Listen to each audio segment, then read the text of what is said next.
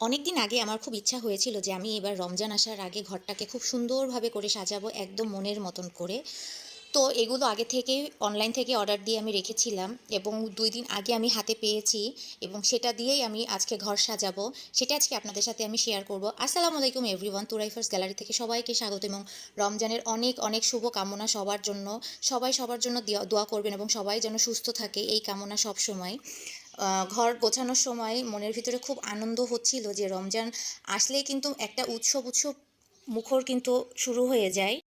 আবার আরেক দিকেও খুব মন খারাপ হচ্ছিল, বিয়ের প্রায় ৮টা বছর বাবা মাকে ছাড়া রমজান করছি আমি এবং আমার জামাই। আর এখন তো সাথে যোগ হয়েছে মেয়ে। এটা তো মেনে নিতেই হবে, কিছুই করার নাই। অনেক দিন আগেই কিন্তু আমার মোটামুটি ঘর সব পরিষ্কার করা কমপ্লিট হয়ে গিয়েছিল। রান্নাঘর সব কিছু এভরিথিং রোজার আসার আগে এগুলো কমপ্লিট করে ফেলেছিলাম। শুধু এই জিনিসটাই আমি বাকি রেখেছিলাম যে এটা আস্তে ধীরেই করব আমি, যেন দেখতে খুব ভালো লাগে, কোনো তাড়াহুড়া যেন আমি না করি। কিন্তু কাজ করার সময় আমার অনেক ঝামেলা হয়েছে, যেহেতু একা একাই সব করা লেগেছে আমার। কোনোটা আমি সুতো বাঁধছি, সেটা আবার ঠাস করে পড়ে যাচ্ছে, সেটাকে আবার টুস করে উঠাই, আবার কস্টেপ দিয়ে আমি আটকায় ফেলছি।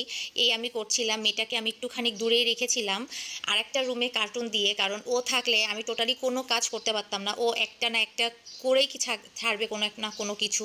এই জন্য ওকে আমি আরেকটা রুমে রেখে আমি পরে রুমটাকে ডেকোরেশন করলাম। আপনারা বলেন তো আমার এই ডেকোরেশনগুলোর থিমগুলো কেমন হয়েছে, অবশ্যই কমেন্টস করে জানাবেন এবং আপনারা রোজার আয়োজন কিভাবে করছেন সেটাও আমাকে অবশ্যই কমেন্টস করে জানাবেন। কারণ এক একজনের থিম এক এক রকম হয়, জানলে আইডিয়া থাকে, পরে সেইগুলোও করা যায়।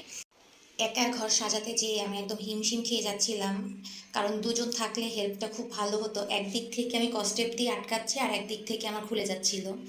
যাই হোক, অনেক কষ্ট করে ডেকোরেশনটা করলাম। লাস্টে আপনারা দেখবেন যে কেমন লাগছে। আমার তো খুবই আনন্দ লাগছিল। মানে রমজান আসলে যে সবারই এমন একটা শান্তি লাগে, এই শান্তিটা মনে হয় অন্য কোনো মাসে ফিল করা যায় না। আমারও খুব শান্তি লাগছিল রমজান মাস আসছে। আর সব থেকে কেন আমার আনন্দ লাগছে সেটাই আজকে আপনাদের সাথে শেয়ার করি।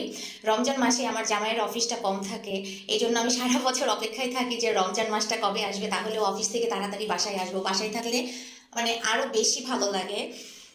আর চিন্তা করছিলাম যে ও রাতে এসে যখন দেখবে ঘরটা সাজিয়েছে ও কেমন রিয়াকশন দেবে, সেটাও চিন্তা করছিলাম। যাই হোক, ও বাসায় এসে দেখে তো বললো ওয়াও খুব সুন্দর হয়েছে, কিন্তু একটা খুঁতো ধরছে। বলেছে যে এই চাঁদটাকে তুমি যদি আরেকটু উপরের দিকে দিতে তাহলে দেখতে আরো ভালো লাগতো।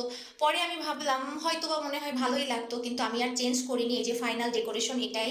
পরে আমার মেয়েকে দেখাচ্ছিলাম যে মেয়ে মা, 2 দিন পরে হলো রমজান, আমরা সবাই রোজা রাখবো। ওকে আমি বোঝানোর চেষ্টা করছিলাম, ছোট মানুষ তো এখনো বুঝে উঠতে পারি না, কিন্তু ইনশাল্লাহ বড় হবে এবং আস্তে আস্তে